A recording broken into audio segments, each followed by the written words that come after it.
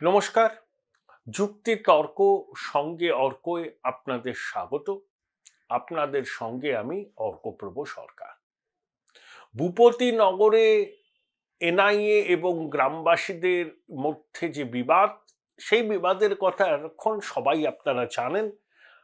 আমি এই বিষয়ে নতুন তো কিছু তথ্য আপনাদের দিতে পারবো না, তাই বস্তা পচা তথ্য দিয়ে আপনাদের ভারাক্রান্ত করার কোনো অভিপ্রায় আমার নেই। আমি মুখ্যমন্ত্রীর কয়েকটা ভাষণ শুনলাম। ৭ই মার্চ পুরুলিয়ার হুড়াতে রবিবাসরীয় দুপুরে খুব মন দিয়ে টিভিতে তার বক্তব্য শুনছিলাম। স্বভাবসিদ্ধ ভঙ্গিতে মঞ্চের এদিক থেকে ওদিক তিনি যাচ্ছেন এবং যে কথাগুলো তিনি বলে বলে বলে কার্যত চর্বিত চর্বণী করছেন, আরো একবার বললেন। কিন্তু আমার মনে হলো যে কথাগুলো তিনি বললেন সেই বক্তব্যের মধ্যে তার কি বলবো, একেবারে অসহায়তা ফুটে এলো। কার্যত প্রলাপই বকলেন। তার কি অভিযোগ যে এনআইএ বিজেপির সঙ্গে চক্রান্ত করে ভূপতিনগরে গেছে, মহিলাদের উপর অত্যাচার করেছে, গ্রামের মা বোনেরা রুখে দাঁড়িয়েছেন, ভোরবেলা গিয়েছিল, বুঝতে পারেনি, দুষ্কৃতিও হতে পারে। প্রথম কথা, মুখ্যমন্ত্রী জেনেও এই প্রলাপটা বকছেন যে এনআইএ নিজের থেকে আসেনি। এনআইএর বিশেষ আদালত হাজিরা দেওয়ার বিষয়টা এনশিওর করতে বলেছিল ভূপতিনগরে যাদেরকে এনআইএ গ্রেপ্তার করেছে, এবং তারা গ্রেপ্তারও করতে পারে এবং তদন্তের ক্ষেত্রে যে কোনো পদক্ষেপ নিতে পারে। আদালত কিন্তু সেটা বলেছিল। এদেরকে এনআইএ তলবও করেছিল আগে। এরা বারবার আদালতের এই এনআইএ তলবকে উপেক্ষা করে, কখনো বলে ভোটের কাজ, কখনো অন্য অজুহাত দেয়। তাই এনআইএর বিশেষ আদালতের নির্দেশে এনআইএর টিম গিয়েছিল, কেন্দ্রীয় বাহিনী ছিল, আর উইটনেস ছিল, ইন্ডিপেন্ডেন্ট উইটনেস। তাই মারধর করা হয়েছে, outraging the modesty of an woman, এইসব অভিযোগ তো দায়ের করা হয়েছে এনআইএর আধিকারিকদের বিরুদ্ধে। আবার শুনলাম সুপ্রিম কোর্টে যাবে তৃণমূল, যে বিজেপি এনআইএ চক্রান্ত। আবার গেলে মুখ পুড়বে, কারণ এনআইএ যে বিবৃতিটা দিয়েছে তাতে তারা স্পষ্ট করে জানিয়েছে যে আদালতের নির্দেশে তারা গেছিল এবং সেখানে ইন্ডিপেন্ডেন্ট উইটনেস ছিল। এখন ইন্ডিপেন্ডেন্ট উইটনেস কারা থাকে? ইডি যখন দেখুন কিছু সিজ করে, ইন্ডিপেন্ডেন্ট উইটনেস নিয়ে যায়। সাধারণত ব্যাংকের উচ্চপদস্থ আধিকারিকরা থাকেন, এনআইএ নিশ্চয়ই কাউকে নিয়ে গিয়েছিল, তাই ধোপে টিকবে না। এটার অর্থ হচ্ছে আদালতকে চ্যালেঞ্জ করা। আগেও 5ই জানুয়ারিতে শেখ শাহজাহানের বাড়িতে ইডি গেছিল, সেখানে ইডির উপর হামলার ঘটনা, তারপর কি হয়েছিল আমরা জানি। মুখ্যমন্ত্রী বারবার করে বলেন যে ওরা আসলে পরে মায়েরা বোনেরা ঝাঁটা খুন্তি নিয়ে প্রতিরোধ করবেন, উস্কানি নয়। এনআইএ অভ্যন্তরীণ নিরাপত্তা দেখে। খাগড়াগড়ের বিস্ফোরণের পর থেকে এনআইএ অনেক কাজ করেছিল। এখানেও রামনবমী মিছিলকে কেন্দ্র করে যে জায়গায় সমস্যা হয় সেখানে এনআইএ তদন্ত হচ্ছে। রাজু মান্নার বাড়িতে যে বোমা ফেটেছিল 2022-এর 3রা ডিসেম্বর, ছিন্ন ভিন্ন হয়ে গিয়েছিল দেহগুলো। ওটা কি চকলেট বোমা? বুড়িমার চকলেট বোমা এত জোরে ফাটে? বলে দিলেন। রাজ্যের প্রশাসনিক প্রধান সংবিধান হাতে নিয়ে শপথ নিয়েছেন, তা সত্ত্বেও অনর্গল এই ধরনের কথা বলা, যাতে সত্যের কণামাত্র নেই বলেই অনেকে বলছেন। মুখ্যমন্ত্রীর পদমর্যাদার সঙ্গে এগুলো যায়। আসলে বেজায় আতঙ্কিত। বুঝতে পেরেছেন যে পায়ের তলা থেকে মাটিটা সরে গেছে।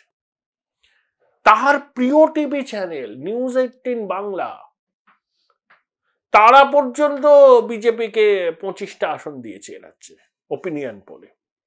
একটা টিভি চ্যানেল, একটা সমীক্ষক সংস্থা রাজ্যের শাসকের জন্য সুখবর শোনাতে পারেনি।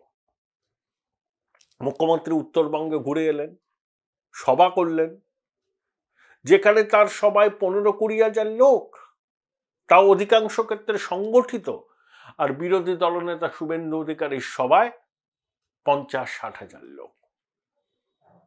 শুভেন্দু সভাস্থলে পৌঁছচ্ছেন 3 ঘন্টা দেরিতে, জনতা অধীর আগ্রহে অপেক্ষা করছেন শুভেন্দুর বক্তব্য শোনার জন্য। তাই বোধহয় স্নায়ু ধরে রাখতে পারছেন না মুখ্যমন্ত্রী। একে তো 1956 এই শব্দবন্ধ শুনলেই তিনি ভিতরে ভিতরে ক্ষিপ্ত হয়ে ওঠেন, স্নায়ু ধরে রাখতে পারেন না। আর যখন দেখছেন তার সবাই 15-20 হাজার, স্বতঃস্ফূর্ততা নেই, সংগঠন প্রশাসনকে কাজে লাগিয়ে ধরে আনা হয়েছে, আর শুভেন্দুর সবাই উপচে পড়া ভিড়, টবে লাগানো গাছ, হেলিকপ্টার নিয়ে ঘুরে বেড়াচ্ছেন। প্রাইভেট লিমিটেড কোম্পানি, যেটা শুভেন্দু বলেন, এমডিসিও যেরকম কর্মচারীদের কেয়ারে করে দেয় না, যে এই ফিনান্সিয়াল ইয়ারে তোমার কি রেসপন্সিবিলিটিস এরিয়া হচ্ছে এই, তারপরে অ্যাসেসমেন্ট হবে, ইনক্রিমেন্ট হবে কি হবে না, তুমি নিজে একটা মূল্যায়ন করবে, তারপর তোমার ইমিডিয়েট পজ করবে, তারপর এইচআর এর সঙ্গে বসে করতে হবে। এটাই মোটামুটি নিয়ম এখন কর্পোরেটে। রাজনৈতিক দল তো আর কর্পোরেট নয়, কিন্তু টবে লাগানো গাছ বলছেন লিড দিতেই হবে, না হলে পথ থাকবে না। সে তো হেলিকপ্টার নিয়ে গড়ে, নিরাপত্তার বহন নিয়ে গড়ে, আর বিরোধী দলনেতা দিনের মধ্যে 400-500 কিলোমিটার যাচ্ছেন, কখনো পুরুলিয়া, তারপরে বিষ্ণুপুর, তারপরে হুগলি, তারপরে আবার বাড়ি বা অন্য কোথাও। এই পিচকলা গরম, প্রখর দহন অতি দীর্ঘ দগ্ধ দিন, আর বীর জনজোয়ার। Join Indian Institute of Hotel Management now. Right choice, right decision. মুখ্যমন্ত্রীর সবাই সংগঠিত জনতা, তাই স্নায়ু ধরে রাখা যায়? তাই উল্টোপাল্টা বলে যাচ্ছেন। এই ধরনের কথা উনি দীর্ঘদিন ধরে বলেন, এখন সেটা মানে সব সীমা অতিক্রম করে গেছে। এজেন্সিকে দাগিয়ে দেওয়া, ইডিকে দাগিয়ে দেওয়া, সিবিআই কে দাগিয়ে দেওয়া, সব তিনি করছেন ধারাবাহিকভাবে। তার সাঙ্গপাঙ্গরা সব নেমে পড়েছে। সবজান্তা মুখপাত্র অভিযোগ তুলেছেন, এনআইএর এসপির সঙ্গে আসানসোলে বিজেপি নেতা জিতেন্দ্র তিওয়ারি বৈঠক করেছেন, ফুটেজ প্রকাশ করবেন বলেছেন। একটা কি সাদা খাম জিতেন্দ্র নিয়ে গিয়েছিলেন, তাতে নাকি টাকা ছিল, ফুটেজ প্রকাশ করুন। শুভেন্দু বলছেন, তো চ্যালেঞ্জ দিয়েছেন, ফুটেজ প্রকাশ করুন না। আর জিতেন্দ্র বলেছেন 7 দিনের মধ্যে বক্তব্য প্রত্যাহার না করলে তিনি মামলা করবেন। জিতেন্দ্র তিওয়ারিকেই বোধহয় সম্ভবত আসানসোল থেকে মনোনয়ন দেবে বিজেপি। তিনি আসানসোলে কাজ করছেন এখন, সম্ভবত দলের নির্দেশই করছেন। এখন প্রশ্ন হলো, এনআইএর এসপির বাড়িতে জিতেন্দ্র তিওয়ারি গিয়েছিলেন, সেই ফুটেজ প্রকাশ করবে বলছে তৃণমূল। তাহলে কি এজেন্সির শীর্ষ আধিকারিকদের উপর নজরদারি চালাচ্ছে রাজ্যের শাসক দল? এই প্রশ্নগুলো উঠছে। বিরোধী দলের নেতা নেত্রী এবং শাসক দলের অনেক মন্ত্রীদের মোবাইল ফোনে কথোপকথন একজন বিশেষ পুলিশ অফিসার শুনতেন বলে অভিযোগ। সেই জন্য দেখবেন মন্ত্রীরা, নেতারা সবসময় ফেস টাইমে কথা বলে, কারণ তাদের ভয় তাদের বক্তব্য অন্যরা শুনে ফেলবে, তারা সমস্যায় পড়তে পারে। তাহলে এনআইএর এসপির বাড়িতে জিতেন্দ্র তিওয়ারি গিয়েছিলেন, আপনি জানলেন কি করে? নজরদারি করছিলেন। এনআইএর এসপির আবাসনের সামনে কি রাজ্যের শাসক দলের লোকজন মোতায়েন থাকে সবসময়? এ তো সাংঘাতিক। সবকিছুর উপরই নজরদারি, কথোপকথন সেটা ব্যক্তিগত হতে পারে, নজরদারি। বিরোধী নেতা এবং শাসক দলের যারা খুব গুড়বুকে নেই, তাদের কথোপকথনও নাকি নজরদারির মধ্যে রাখা, শুনি। মুখ্যমন্ত্রী বলেছেন সবসময় ফেস টাইমে কথা বলবে। তাহলে এখন যা পরিস্থিতি, তারপর প্রশান্ত কিশোর বলে দিয়েছে যে বিজেপি 1 নম্বর দল হতে পারে, তৃণমূলের বিপর্যয় অবশ্যম্ভাবী। প্রধানমন্ত্রী বারবার বলছে ৪ঠা জুনে ফল বেরোবার পর দুর্নীতি বিরোধী লড়াই আরো জোরদার করবেন, এতেও ভয় পাচ্ছে শাসক দল। এখনো তো প্রশ্ন উঠছে বিভিন্ন জায়গায় যে হেমন্ত সোরেন কেজরিওয়ালকে যদি গ্রেপ্তার করা যায় তাহলে বুড়ি বুড়ি অভিযোগ, আবার অনেকে বলছেন অনেক প্রমাণ থাকা সত্ত্বেও সর্বোচ্চ প্রভাবশালীরা কিভাবে ঘুরে বেড়াচ্ছেন।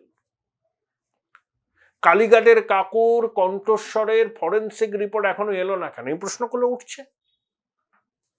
প্রধানমন্ত্রী বলেছেন ৪ঠা জুনের পর দুর্নীতি বিরোধী লড়াই আরো জোরদার হবে। সব মিলে কেউ স্বস্তিতে নেই শাসক দল। আর ভিড়, ওই অনেকে বিবেক বোধ দেবে। শাসক দলের সভা সমাবেশে এমনি ভিড় হয়, ওর মধ্যে কোনো নতুনত্ব নেই। দেখতে হয় ভিড়টা স্বতঃস্ফূর্ত কিনা নাকি জোর করে নিয়ে আসা হয়েছে।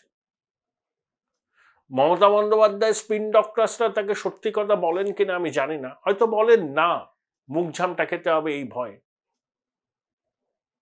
যদি বলতেন তারা কিন্তু দিদিকে সতর্ক করে দিতেন যে বিপর্যয় অবশ্যম্ভাবী।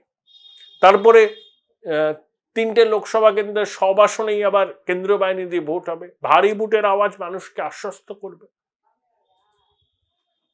বিভিন্ন তদন্ত প্রক্রিয়া চলছে, অধিকাংশ আদালতের নির্দেশে পর্যবেক্ষণে। তাই ত্রাহি মধুসূদন অবস্থা শাসক দলের। আর শাসক দলের নায়িকার চাপ তো সবচেয়ে বেশি। তাই অনেক সময় যেগুলো বলছেন সত্যের অপলাপ ছাড়া আর কিছুই নয়।